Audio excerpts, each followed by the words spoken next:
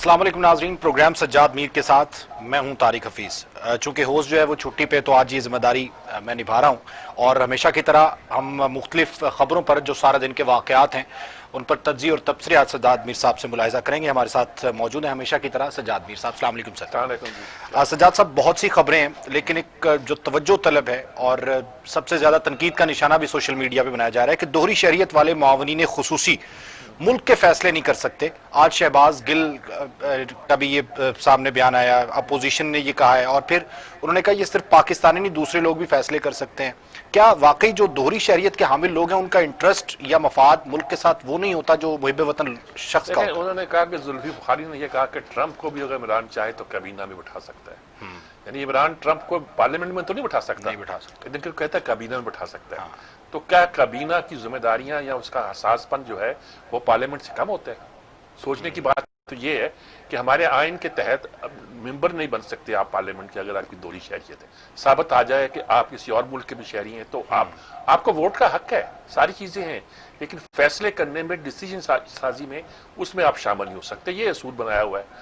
अब काबीना में तो एक और मसला भी है, वहां राजदारी का मसला भी है। बिल्कुल। सिर्फ यही नहीं है कि मुल्क के फैसले करने होते हैं आपको, बल्कि आपको ये भी करना होता है कि उन फैसलों की राजदारी भी रखना होती है। अच्छा, मुझे याद पड़ता है कि जो काबीना का रुकन होता है, अगर दूसरे वजीर ममलकत ये जो बहुत सारे होते हैं, वो बरतानिया में काबीना का रुकन नहीं होते।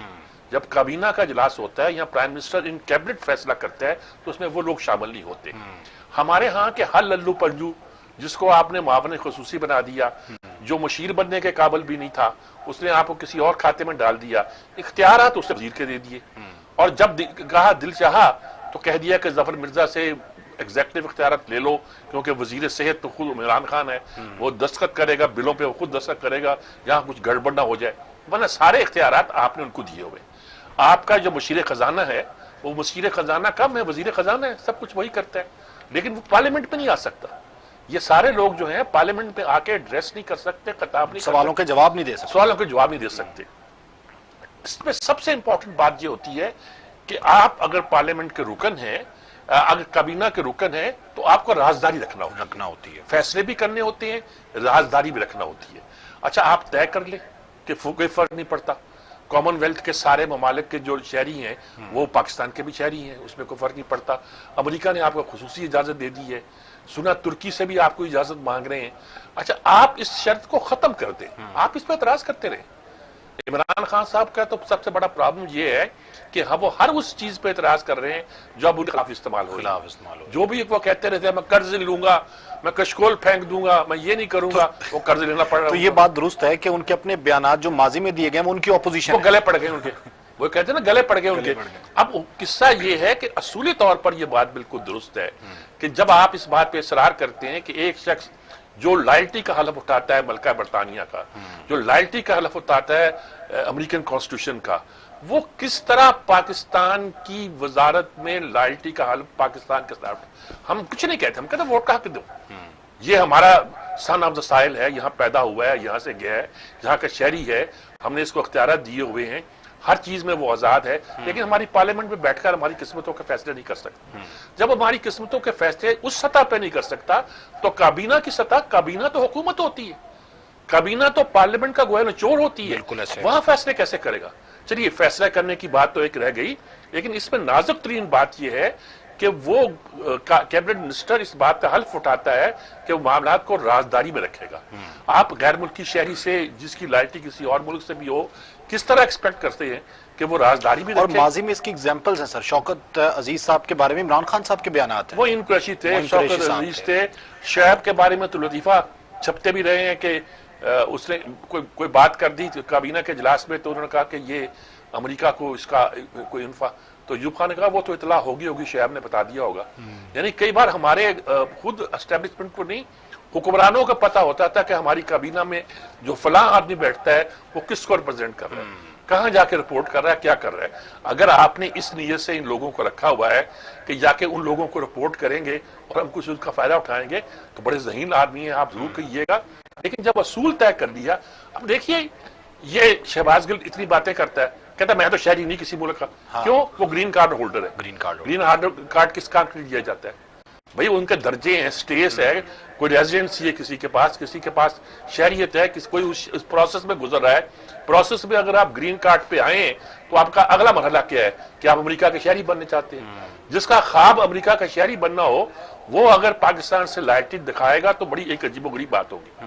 وہ تو پاکستان کی سرزمین کو چھوڑ کر ایک نئے پانی میں چلا گیا اپنی کشتی کو لے کر، اس کو وہیں اپنی زندگی گزارنا اور اس بات پہ عمران خان صاحب اب مائنڈ کرتے ہیں. ایک صحافی نے جب سوال کیا تھا تو اس پہ کافی واویلا ہوا تھا اور بعد میں ان کو اگلی پریس ٹاک میں بلایا بھی نہیں گیا تھا. آپ کو یاد یہ یہاں وہ عمران اب یہ بھی دیکھیں جب آپ نے ایک بات کر دی ہوئی تھی، اب لیکن ایک بات سوچنے کی جس پہ میں سوچ رہا ہوں کہ یہ سارے نام انہوں نے مانگے تو تھے لیکن ایسی کوئی اطلاع نہیں آئی کہ عمران خان نے ہدایت دی ہو کہ سب نام جو ہیں وہ نشر کر دیے جائیں یا ان کا اعلان کر دیے جائے. یہ نشر کیوں ہوئے؟ ان کا اعلان کیوں ہوا؟ عدالت کے حکم پہ ہوئے؟ نہیں، آٹومیٹکلی ہوئے. کیا ہوئے؟ عدالت کے حکم پہ بھی ہوتے ہیں تو کچھ بہت سی باتیں ہوتی ہیں. اگر آپ اپنے آپ کو ایکسپوز کرتے ہیں اور اس وقت جب کہ خبریں یہ پھیلی ہوئی ہیں کہ آپ کی حکومت ڈاما ڈول ہے، مقصد کیا ہے؟ ڈاما ڈول ہے حکومت، تو کیا کرنا چاہتے ہیں؟ پنجاب کا آپ کو ایک وزیر فارغ کرنا پڑا، وہاں چیف سیکرٹریٹ آنا پڑا، آپ کو کچھ اور چینجز بھی کرنی پڑی.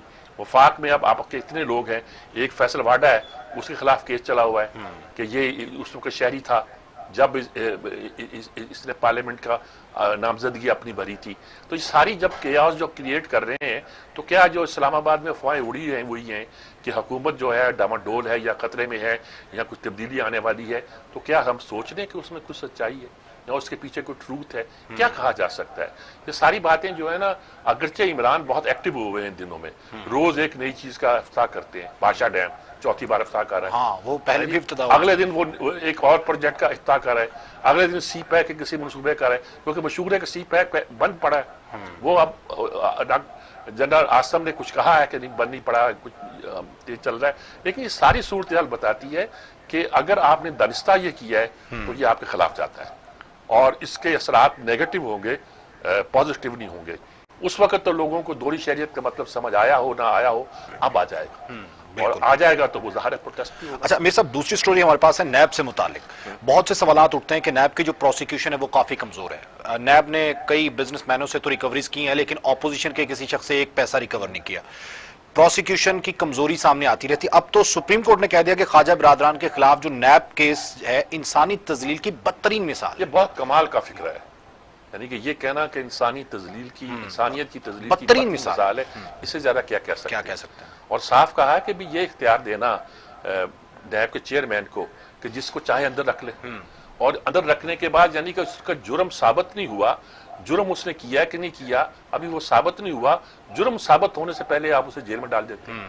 دیکھیے نا، یہ جو خواجہ برادران تھے اتنا لمبا عرصہ جیل میں رہے، جرم تو بعد میں ثابت نہیں ہوا. ان کی ایک بات ہے، مثلا میر شکیل الرحمان ہے وہ جیل میں، ہائی کورٹ بے بس ہے، وہ بیل لے پا رہا. یہ سارا جو پروسیس ہوتا ہے یہ کسی سے آپ کی ہمدردی ہو، مخالفت ہو، دشمنی ہو، آپ انتقام لینا چاہتے ہیں. دیکھیے یہ بنایا گیا تھا انتقام کے لیے. مشرف نے اس کو پولیٹیکل انجینئرنگ کے لیے بنایا تھا، بندے توڑنے کے لیے بنایا تھا، اسی سے پیٹریوٹک بنائی، اس نے حکومت بنائی تھی ایک ووٹ کے ذریعے سے اور اسی کے ذریعے وہ حکومت کرتا رہا. اور اس پر وہ اس زمانے میں صرف جرنیل فائز ہوا کرتے تھے اور ان کی بڑی شہرت بتائی جاتی تھی، ان میں سے بہت اچھی شہرت کے بھی تھے. لیکن اس کا سارا سیٹ اپ جو تھا وہ ملٹرائزڈ ہے، یعنی کہ اس کے جو بندے تھے جو تفتیش بھی کرتے تھے وہ عام طور پر فوج سے لیے گئے تھے. جب سارا کلچر اس کی تفتیش کا، اس کے اندر پکڑ لو یار، اس کو رگڑا دو، اس کو لٹا دو زمین پہ اس کو، یعنی کہ وہ 5x7 کا کمرہ ہوتا ہے جس میں یہ لٹایا جاتا ہے. اچھا اب یہ جو ایک مس نومر ہے کہ یہ سارے کے سارے سیاستدانوں کو لگے ہوئے ہیں، یہ تو وہ تو ہم سنتے ہیں، ورنہ کئی بزنس مین ایسے ہیں جن کو پکڑ کے انہوں نے ڈالا ہوا اور بولتے ہی نہیں. یعنی کہ پرانی مجھے بات یاد ہے کہ صدیق الفاروق کو 8-9 مہینے، وہ آدم ملک تھے، کیا نام تھے ان کے پروسیکیوٹر، انہیں کورٹ میں کہا کہ صاحب ہم نے ان کو اریسٹ کیا تھا، we dumped him and forgot it. اب یہ تو حالت ہے کہ آپ ایک بندے کو لے کے پکڑتے ہیں، پھینک دیتے ہیں، نہ کیس بناتے ہیں نہ تفتیش کرتے ہیں اور اس پہ آکڑتے ہیں. ٹھیک ہے، ہمیں جوائن کیا ہے سینئر تجزیہ کار، سینئر صحافی جناب افتخار احمد صاحب. ہاں افتخار احمد صاحب، السلام علیکم. افتخار صاحب کیسے ہیں؟ السلام علیکم سر، آپ کیسے ہیں؟ ٹھیک ٹھاک ہیں آپ سنائیں. ماشاءاللہ بہت دنوں کے بعد آپ کی آواز سنی. بات وہی کر رہے ہیں جو نیب کے بارے میں سپریم کورٹ نے آج کہہ دی ہے، کیا کہیں گے آپ؟ سر دیکھیں بات یہ ہے کہ ہم تو کافی عرصے سے کہہ رہے ہیں کہ ایسا قانون ہی غلط ہے. دیکھیں قانون وہ ہے جس کو احترام لوگ کریں. اگر آپ ایک آدمی کو اٹھا کے جیل میں بھیج دیتے ہیں غیر معین عرصے کے لیے اور اس ایک آدمی کے رحم و کرم پہ دیکھیں یہ نیب کے قانون میں سب سے بڑی خرابی ہے چیئرمین مکمل اتھارٹی ہے وہ آپ کو ریفرنس کر سکتا ہے وہ آپ کو معافی دے سکتا ہے وہ آپ سے پیسوں کی ڈیل کر سکتا ہے آپ کو چھوڑ سکتا ہے وہ آپ کو ساری عمر کے لیے اندر رکھ سکتا ہے پھر ایک ہی آدمی کو اپنے سارے اختیارات دے دیے ٹھیک اب یہ جو آج ججمنٹ آئی ہے ارشاد رفیق کے کیس میں یہ آنکھیں کھولنے کے لیے کافی ہے اس سے پہلے بھی کچھ ججز نے آبزرویشن دی ہیں نیب کے رویے کے بارے میں ہائی کورٹ کے ججز نے دی ہیں ہائی کورٹ نے دی ہیں لیکن یہ بڑا کلیئر ہے دیکھیں ان پہ کیس ہے کہ انہوں نے ایک فراڈ کیا جھوٹا کیا انہوں نے لوگوں کو پیسے دیے لوگوں کو پوزیشنز نہیں دیے انہوں نے ایک زمین کو اٹھا کے دوسری زمین سے کے ساتھ ملا لیا وہ طریقہ انلیگل تھا جتنے بھی انہوں نے ایلیگیشن لگائے وہ سارے کے سارے رد ہو گئے اور ایک جو وعدہ معاف گواہ تھا وہ ایک آدمی کو وعدہ معاف کے گواہی کے اوپر اب یہ سارا مقدمہ چلانا چاہ رہے تھے اب یہ ایسے تو نہیں چلتا نا جی اب جیسے وہ جو اپنا چیمہ ہے ون آف دا بریلینٹ جو آپ کا آفیسر ہے ٹھیک ہے اب وہ جیل میں ہے حالانکہ 2 کیسز پہ خود نیب نے کہہ دیا کہ جی ختم کیسز ہی ختم ہو گئے ٹھیک ہے اب وہ ہے اب اس کا کون سنے گا فواد حسن فواد کو کتنے دیر لمبے one of the again a very brilliant officer دیکھیں سر بات یہ ہے جو آفیسرس کو ہم بریلینٹ کہتے ہیں اس لیے نہیں کہتے جو ہمارے واقف کار ہیں ہمارے ملنے والے ہیں دیکھنا کہ ان کا رویہ کیا ہے ان کا ایٹیچیوڈ کیا ہے وہ جن عہدوں پہ فائز رہے اس میں انہوں نے کیا ڈلیور کیا ٹو دا پیپل یہ کوشچن ہے لوگوں کو ڈلیوری کرنے کا افسر آتے ہیں چلے جاتے ہیں ڈلیوری ہے جس سے پبلک ایٹ لارج کو فائدہ پہنچے سڑکیں بنائیں اسکول بنائے کالج بنائے یونیورسٹیاں بنائیں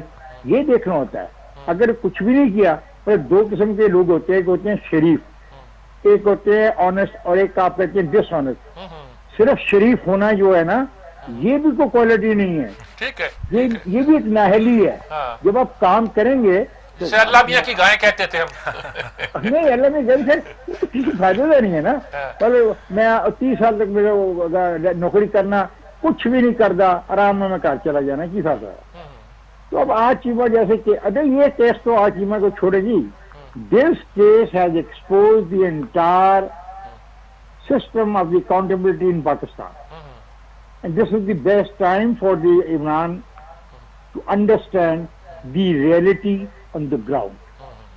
And they must sit down with the opposition and they must check out a program of accountability which is acceptable and which is according to the constitution. جو آئین میں یہ کہا گیا ہے کہ ہمیں یہ سہولتیں ہوں گی آزادی کی بزنس کی کاروبار کی subject to laws subject to those laws we should be given a chance ایسے تو نہیں اب مجھے جب ہم تھے گرفتار ہوتے تھے 24 گھنٹے میں ہمیں مجسٹریٹ کے آگے پیش کرنا لازمی ہے ماں سوائے اس وقت کے جو مجھے گرفتار کرنے والی جگہ سے جا کے مجسٹریٹ کو پیش کرنے والی جگہ میں فرض کرے مجھے گرفتار کیے گئے گاؤں سے اور مجسٹریٹ رہتا ہے شہر میں تو ان گھنٹوں کو شامل کر لیا جائے گا ادر دین 24 گھنٹے لیکن I have to be produce before a magistrate مجھے پیش کرنا لازمی ہے یہ مجھے گارنٹی دی ہوئی ہے کانسٹیٹیوشن میں مجھے انہرڈ آپ جیل میں رکھ ہی نہیں سکتے یہ تو کوئی ایسا یہ میں تو بات سوچتا ہوں کہ کیوں نہیں ابھی تک عدالتوں نے سو موٹو خود پاور استعمال کر کے اس کے بارے میں ڈسیزن کیا کہ آپ نے بڑی اچھی بات کی کہ پارٹیاں متفق نہیں ہو رہی مطلب پیپلز پارٹی مسلم لیگ نون سب چاہتے ہیں شاید پی ٹی آئی کے بھی اکثریت چاہتی ہے کہ یہ بلیک لاز ہیں ختم کیے جائیں اس میں کچھ تبدیلی کی جائے لیکن تیار نہیں ہوتے تو کورٹ کیوں سو موٹو نہیں لے لیتی اور اس پہ فیصلہ کر دیتی کیونکہ یہ تو انسانی حقوق کے ایک طرح کی سریح خلاف ورزی ہے اور آپ کوئی قانون پاس نہیں کر سکتے جو انسانی حقوق کو وائلیٹ کرتا ہو کیا خیال ہے میں دیکھیں صاحب میں یہی کہہ رہا ہوں اس قانون میں جو آج ججمنٹ آئی ہے اس میں انسان کی تذلیل کا بھی تذکرہ ہوا بہت بہت کمال کا فکر ہے وہ اچھا اب جب انسان کی تذلیل ہوتی ہے تو آئین مجھے تذلیل سے بچانے کی گارنٹی دیتا ہے آئین مجھے سزا تو دے سکتا ہے قانون کے اکارڈنگ ٹو لا تذلیل نہیں میری کر سکتا ٹھیک بات ہے مجھے مطلب مجھے جوتے نہیں وہ مار سکتا کوئی آدمی ان دی نیم آف لا کوئی مجھے ننگا کر کے سڑکوں پہ نہیں کھڑا سکتا ان دی name of law. Know they can't. یہ انسان کی تذلیل اور توہین ہے. یہ نہیں، اس کی اجازت ہے ہی نہیں. اچھا افتخار صاحب، ایک تو سیٹ بیک یہ ہوا حکومت کو، دوسرا یہ ہوا ہے کہ دوہری شہریت کے مسئلے پہ خاصا ہنگامہ کھڑا ہو گیا. اب آپ دلائل کچھ دیں، آپ غیر تارکین وطن کی اہمیت بیان کریں، وہ ٹھیک ہے، لیکن آپ نے خود کہہ دیا کہ وہ پارلیمنٹ کے ممبر نہیں ہو سکتے. جب پارلیمنٹ کے ممبر نہیں ہو سکتے تو فیصلہ کن ادارے کے ممبر کیسے ہو سکتے ہیں وہ؟ سر اس میں جن لوگوں کو سینیٹر شپ سے ہاتھ دھونے پڑے، ایک تو وہ بڑا گلیئرنگ ایگزامپل ہے. خود عمران خان کی جو تقاریر ہیں اس حوالے سے بڑی واضح ہیں، بالکل کلیئرٹی ہے ان میں. جہاں تک ابھی تارکین وطن کا، ہم ان کی عزت کرتے ہیں، رسپیکٹ کرتے ہیں اور ان کا فائدہ اٹھانا چاہیے. اب کیسے اٹھائے؟ ہماری دو چیزیں ہیں. ایک ہمارا سر سٹیزن جو لا ہے، ایک وہ ہے 1952 والا. ایک پھر آئین دیں آرٹیکل 5 ہے، جہاں پہ میں آئین کے احترام کرنے کا پابند ہوں بطور سٹیزن آف پاکستان. دو چیزیں.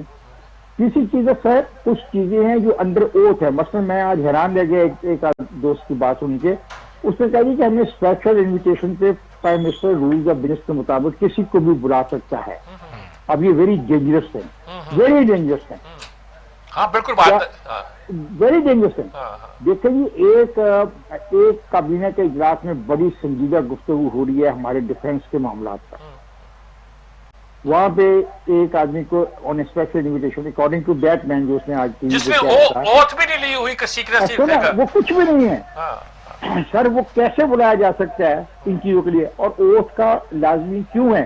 اور تمام جو اوتھ ہے آپ دیکھیں، ججز کی اوتھ اور ہے، فوج کی اوتھ اور ہے، جو پرائم منسٹر ہے اس کی اور ہے، چیف منسٹر کی اور ہے. اب اور اس عہدے پہ لکھا ہوا ہے کہ ان کے سامنے جو چیزیں زیر بحث آئیں گی، مقصد ہے کہ جو فائلیں نظر آن گیا انہوں جو ایشوز نظر آن گے، they will keep it with their self, they are under oath.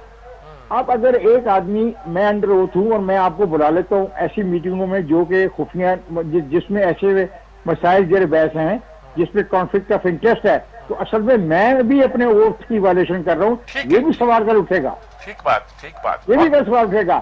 میں فیصلہ کر رہا ہوں ہاؤسنگ فاؤنڈیشن کا، اور ایک ایسے آدمی کو میں اسپیشل انویٹیشن میں بلا دیتا ہوں جو کام ہی یہ کرتا ہو، تو ہاؤ کین آئی انوائٹ ہم on a special invitation to participate in a cabinet meeting جو ڈیسائیڈ کر رہی ہے ایک ایسی چیز جس میں اس کا انٹرسٹ ہے. اور یہ اچھا یہ بات ہے میر صاحب کہ آپ کو ہر ہفتے میں 3 دفعہ اور اسپیشل انویٹیشن بلایا جا رہا ہے. یہ تو مذاق ہے نا، یعنی رولز آف بزنس کا بھی مذاق اڑایا جانا ہے. تو وہ اڑائے تھے کہ ان کی مرضی ہے، اگر یہ رولز آف بزنس میں بھی یقین نہیں کرتے. دس از دی ٹائم عمران کو اپنے جو لفظ ہیں جو اس نے ماضی میں کہے ہیں اس کا احترام کرنے کے لیے، پاسداری کرنے کے لیے آگے آئے اور مثال بنا کے دے اس بات کو کہ دیکھیں میں نے کہا تھا اور میرا یقین یہی ہے. میں اس لیے ان لوگوں کو خدا حافظ کہہ رہا ہوں. ٹھیک بات ہے. بہت شکریہ افتخار احمد صاحب، بہت شکریہ آپ کا. بہت تفصیل کے ساتھ، بڑا وضاحت کے ساتھ، کلیئرٹی کے ساتھ انہوں نے سارے مسئلوں پہ بالکل اب نقطہ نظر واضح کیا. اپنا نظر کیا ہے، یوں سمجھیے یہ ایک اس قوم کی اجتماعی سوچ ہے، دانشوروں کی نہیں، قوم کی اجتماعی سوچ ہے جنہیں انہوں نے ایک بہت خوبصورت الفاظ میں ہمارے سامنے بیان کر دیا. اور یہی بات میں بھی عرض کر رہا تھا، اب نہیں چل سکتا. آپ خود کہتے تھے، ایک سوال میں نے جان بوجھ کر ان سے نہیں پوچھا، وہ شرارت والا سوال ہے کہ اس وقت کیسے یہ چیزیں باہر آ گئیں. اگر خود کہا تو خاصی بیوقوفی دکھائی، اگر خود نہیں کہا تو پھر کس نے کہا، کیوں کہا، کیسے کہا، پتہ نہیں. اسلام آباد والے تو بہت سی افواہیں پھیلا رہے ہیں، اللہ خیر کرے. اچھا سر، تیسری ہماری سٹوری بڑی اہم ہے، لیکن اس پہ جانے سے پہلے مجھے بریک لینا ہے. بریک کے بعد ناظرین جیسے ہی واپس آئے، خصوصاً نون لیگ اور پیپلز پارٹی یعنی اپوزیشن کافی متحرک ہوئی ہے، اور بڑے عرصے سے سوشل میڈیا پر ادھر ادھر کی افواہیں تھی کہ اپوزیشن کیوں نہیں بول رہی. اب انہوں نے فیصلہ کیا ہے کہ اے پی سی بلائی جائے گی اور ممکنہ طور پر عید کے بعد یہ اے پی سی ہوگی. اس پر بات کریں گے ایک بریک کے بعد.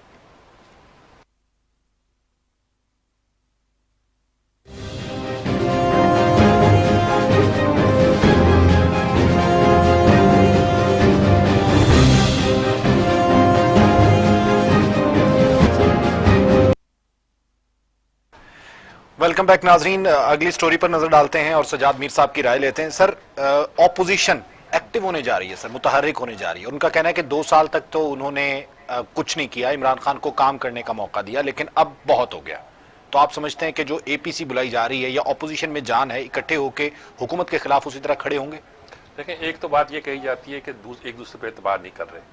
مسلم لیگ جو ہے وہ پیپلز پارٹی پہ نہیں کر رہی, پیپلز پارٹی مسلم لیگ پہ نہیں کر رہی, باقی فضل الرحمان رہ گئے. ظاہر ہے وہ تو کمیٹڈ ہیں کہ کچھ نہ کچھ کرنا ہے, وہ ممبر بھی نہیں اسمبلی کے, وہ پہلے دن سے تلے ہوئے ہیں کہ کچھ نہ کچھ کرنا ہے.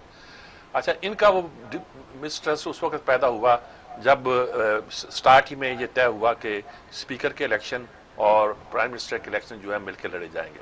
اسپیکر کے لیے ان کا بندہ تھا, انہوں نے مسلم لیگ نے ووٹ دے دیے, لیکن جب شہباز شریف کا وزیر اعظم کے لیے نام آیا تو پیپلز پارٹی مکر گئی کہ ان کو نہیں, انہوں نے کھڑا کرنا, کسی اور کھڑا کرو. اچھا, یہ ٹو مچ. اس وقت سے یہ ایک دوسرے پہ اعتبار نہیں کر رہے. لیکن جہاں تک میں جانتا ہوں اس کی حکمت عملی جو نواز شریف کی ہے وہ یہی ہے کہ پیپلز پارٹی کو ساتھ لے کے چلا جائے, اور اگر موومنٹ بننی ہے تو مل کے چل سکتی ہے.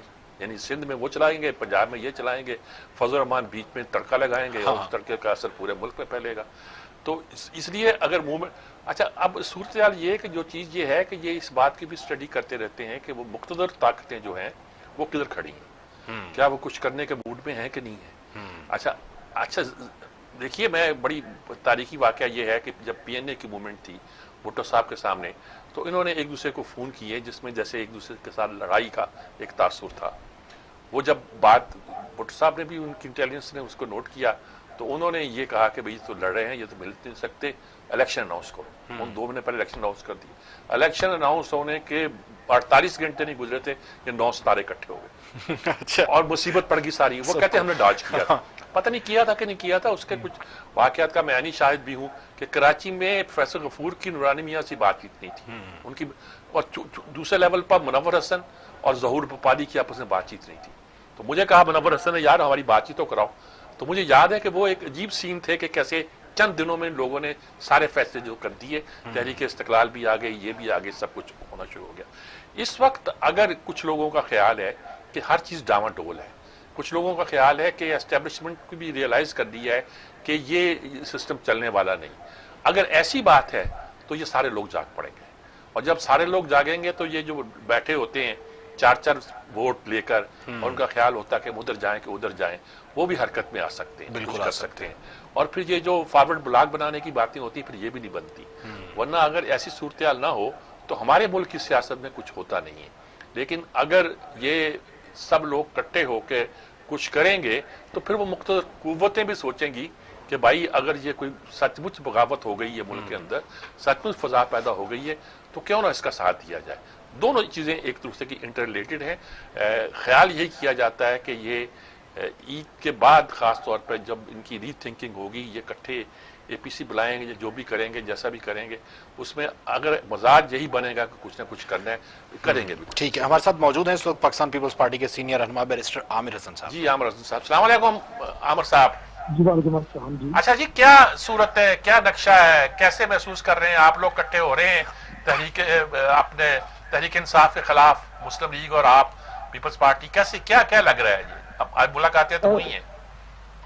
دیکھیے, حالات ہم دونوں جماعتوں کے ہو سکتے ہیں نظریاتی اختلافات بہت زیادہ ہوں, لیکن عوام کی مشکلات اس چیز پہ مجبور کر رہی ہیں کہ اگر اپوزیشن جماعتیں متحد نہ ہوں اور اس حکومت کے خلاف سڑکوں پہ نہ آئیں تو ملک کے اندر ایک انارکی کی صورتحال ہو سکتی ہے, اور سیاسی قوتیں بھی میرے خیال سے اپنی حیثیت کو کم کریں گی کہ اگر وہ عوام کے مسائل کے اوپر, میں تو یہاں تک کہتا ہوں کہ مجرمانہ خاموشی اختیار کیے رکھے. اس لیے پیپلز پارٹی روز اول سے, آپ کو پتا ہے, آپ کے علم میں ہے کہ چیئرمین بلاول بھٹو نے اس الیکٹڈ حکومت کو بے نقاب کرنے کا کوئی موقع نہیں گوایا, پارلیمنٹ کے اندر بھی یا پارلیمنٹ کے باہر بھی. اور اب ہم امید کرتے ہیں کہ ہمارے پی ایم ایل این کے دوست بھی, ہم جانتے ہیں پہلے بھی مسئلہ رہا, میاں نواز شریف صاحب کی بیماری کی وجہ سے میاں شہباز شریف صاحب کافی عرصہ باہر رہ کے آئے, اور جب سے آئے ہیں اب خود بیمار ہیں. ہم دعا کرتے ہیں اللہ تعالیٰ انہیں صحت دے, لیکن یہ ایک ایسا قومی ایشو ہے کہ جس پہ اپنے ذات اور اپنے معاملات سے اوپر ہو کے تمام اپوزیشن جماعتوں کو سوچنا پڑے گا. اور ہم امید کرتے ہیں کہ پی ایم ایل این اپنی قوم میں واپس آئے گی, ویسی اپوزیشن ضرور کرے گی یا اس سے تھوڑی چاہے کم کرے, جیسی ہمارے خلاف 2008 سے 2013 کے درمیان کرتی رہی ہے. جلسے جلوس, وابدہ کے دفاتر کے اوپر گرما گرمی مینار پاکستان میں احتجاجی کیمپ لانگ مارچ. تو اب تو وہ تو منتخب حکومت تھی, اس الیکٹڈ حکومت کے خلاف تو احتجاج اب فرض ہے تمام اپوزیشن. اب کہا جاتا ہے جی کورونا کی وجہ سے کچھ لوگ وہ یہ نہیں چاہتے اپوزیشن والے کہ ایسے اجتماعات کیے جائیں کہ جس کے نتیجے میں کوئی بیماری پھیلنے کا خدشہ پیدا ہو, اس لیے کچھ اور رستے سوچے جائیں گے, کچھ اور ٹیکٹکس اختیار کیے جائیں گے. کیا کیا خیال ہے آپ کا؟ دیکھیے جو بھی طریقہ کار ہوں گے وہ آئین کے اندر رہتے ہوئے ہوں گے. پاکستان پیپلز پارٹی میں کبھی بھی غیر آئینی معاملات کی طرف وقت کو نہیں لے کے جاتی ہے. لیکن بہرحال کورونا کا ایشو تو ہے, لیکن سیاسی تحریکیں لوگ ابھی بھی احتجاج میں ہیں. اگر لوگوں کا جینا مشکل کر دے گی حکومت تو پھر لوگوں کو میرے خیال سے ایس او پیز کو فالو کرتے ہوئے بھی احتجاج کیے جا سکتے ہیں. اور اگر حکومت نے مجبور کر دیا تو کریں گے لوگ, اگر تو پھر ہر طریقے سے کریں گے. خود زرداری صاحب کی صحت کیسی ہے اس وقت؟ زرداری صاحب بھی آپ کے علم میں ہے کہ ان کی بیماری کی صورتحال, ڈائبیٹک ہے, ہائپر ٹینشن ہے, زیادہ ان کی پرابلم, ہارٹ پیشنٹ ہیں, ہے تو صحیح, لیکن بہرحال اللہ کا کرم ہے, اب پہلے سے بہتری ہے کافی, اللہ کا کرم. بہت شکریہ آپ کا عامر صاحب, آپ نے بہت تفصیل کے ساتھ ہماری رہنمائی کی جی. بہت بڑی سیدھی بات ہے جو کرتے ہیں, اور جو اندازہ ہے سبھی کو اندازہ ہے کہ یہ ہو سکتا ہے. لیکن میں وہی کہتا ہوں کہ عید کے بعد انتظار کریں کیا موڈ بنتے ہیں, کیا فضا بنتی ہے.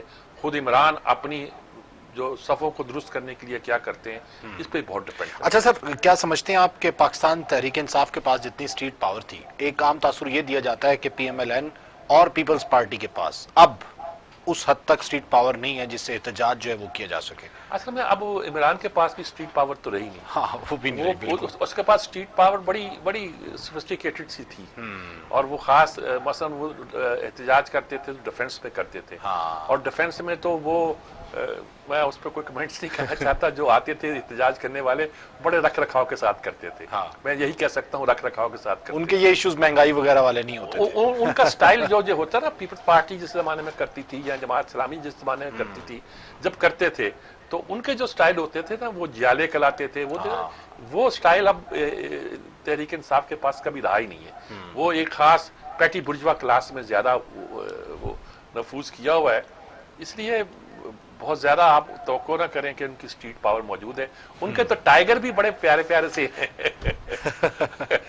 بالکل صحیح ہے. اچھا سر, اگلی سٹوری ہمارے پاس پنجاب میں گندم کی منمانی قیمتوں نے ریکارڈ توڑ ڈالے, اور کہا جا رہا ہے کہ یہ حکومت کی ناقص منصوبہ بندی کی وجہ سے سارے معاملات ہے, جبکہ حکومت جو ہے وہ تاجروں پر یہ بوجھ ڈالتی ہے یا مڈل مین کو اس کا ذمہ دار قرار دیتی ہے, اور فلور ملز ایسوسی ایشن کوئی چیز انہوں نے کنٹرول کر سکے. گندم ہے تو وہ قابو نہیں آ رہی, پٹرول ہے تو وہ قابو نہیں آ رہا, چینی ہے تو وہ قابو نہیں آ رہا, بجلی ہے کراچی کی تو وہ قابو نہیں آ رہی. جس پہ یہ ہاتھ ڈالتے ہیں وہ ہاتھ, لوڈ شیڈنگ کو نیا نام دے دیا, لوڈ مینجمنٹ, روڈ مینجمنٹ کا نام دے دیا, جیسے فیملی پلاننگ ہوتی ہے. تو وہ مسئلہ یہ ہے کہ دیکھیں آپ کیا کریں گے. اب اس پوری سچویشن میں کوئی چیز آپ کے قابو میں آ نہیں رہی, آپ کی نااہلی جو ہے وہ کھل کھل کے سامنے آ رہی ہے. اچھا, آپ کو سمجھ نہیں آتا کہ ان چیزوں کو کیسے قابو کیا جائے, کیسے کنٹرول کیا جائے, کیسے ان کو ایک راہ پہ ڈالا جائے. اب گندم کا مسئلہ یہ ہے کہ آپ نے فخر امام صاحب جو کہ فوڈ سیکورٹی کے وزیر ہیں, انہوں نے بڑی کلیئر بات کی. انہوں نے کہا مجھے تو پتہ چلا گندم گئی کہاں, ابھی فصل آئی ہے, اور آپ نے 45,000 ٹن جو ہے وہ پنجاب میں ذخیرہ کر لی ہے, 2.5 لاکھ ٹن کیا, اور سندھ میں بھی کہتے ہیں کہ ہمارے پاس ذخیرہ موجود ہے. سب گندم مہنگی کیوں ہو گئی, مارکیٹ میں گندم گئی کہاں, وہ کہتے ہیں مجھے سمجھ نہیں آ رہی. اور اب انہوں نے کہا باہر سے 15,000 ٹن ہم نے گندم منگوانی تھی, جس میں آدھی کے ہم نے دے دیے ہوئے لائسنس. اور ان کا مطلب یہ کہ ذخیرہ ہو گیا, کہاں چلی گئی, سمگل ہو گئی, کیا ہو گئی. اچھا, یہ کچھ بھی ہو گئی, ان کا سوال جو ہے یہ بتاتا ہے کہ حکومت نااہل ہے, گورننس کا ماڈل بہت خراب ہے. اور اگر اس کا اثر گندم پر اس طرح پڑا رہا اور سال کے آخر میں کرائسس پیدا ہو گیا نئی فصل آنے سے پہلے, تو یہ بڑی خطرناک بات ہوگی. پاکستان میں کبھی فوڈ کے مسئلے پر اتنا بڑا کرائسس پیدا نہیں ہوا. گندم کی قیمت دیکھیے روز بڑھتی جا رہی ہے, 6 روپے فی سیر بڑھا دیا, فی من نہیں بڑھتا. اور حالانکہ اس بار گندم کی فصل اوسطاً زیادہ ہوئی ہے, ٹھیک, 50 من 45 من. انہوں نے فصل جو ذخیرہ کی ہے گورنمنٹ نے لی ہے, وہ تو خاصی فصل ہے, اس پہ تو کرائسس نہیں پیدا ہونا چاہیے، پہلے دن سے ہو رہا ہے. یہ کوئی پیدا کر رہا ہے یا پیدا ہو رہا ہے مجھے کچھ نہیں پتا. نااہلی نہیں کی ہے. بالکل صحیح. اچھا سر، پنجاب کے جو اسد کھوکھر تھے کابینہ میں، ان کو فارغ کیا گیا، ان کا استعفیٰ بھی سامنے آیا، اور بعض لوگوں نے کہا کہ انہوں نے خود استعفیٰ دیا. بعد میں پھر سٹوری سامنے آئی سبلا لودھی والی، اور پھر ڈی ایچ اے والی اور رنگ روڈ وغیرہ کو سارا انوالو کیا گیا.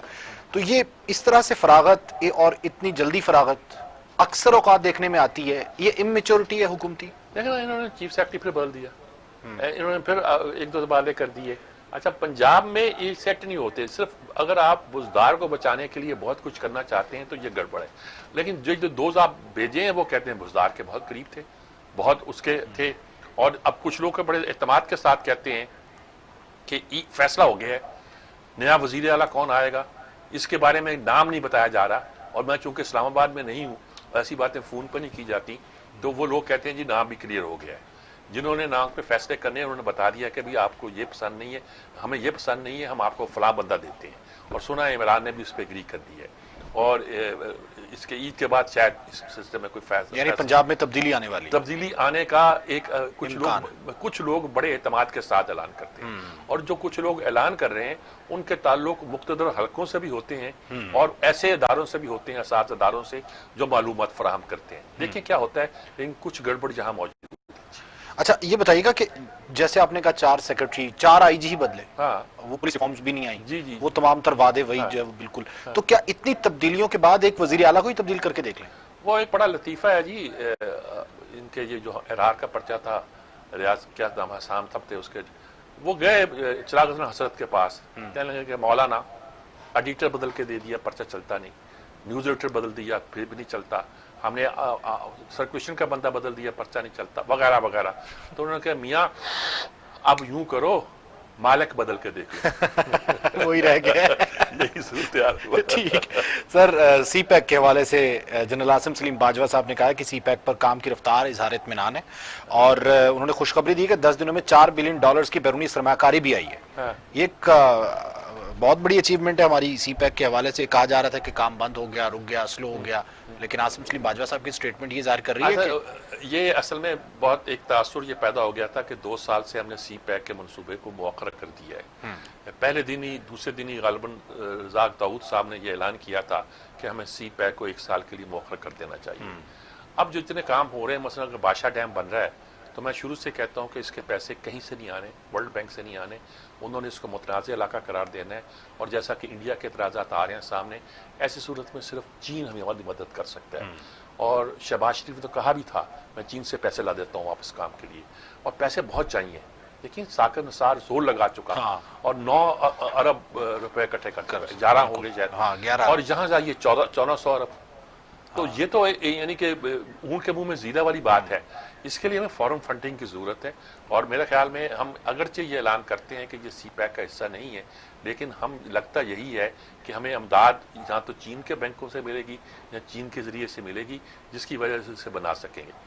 احسن اقبال نے ایک اچھی بات کی ہے، اس نے کہا کہ دیکھنا کہیں یہ جیلم نیلم نہ بن کے رہ جائے، کئی سال سے لٹکا رہا، ایسا ہوا تو خدا نہ خواستہ بڑی خطرناک بات ہوگی. اس منصوبے کو مکمل ہونا چاہیے، وقت پہ مکمل ہونا چاہیے.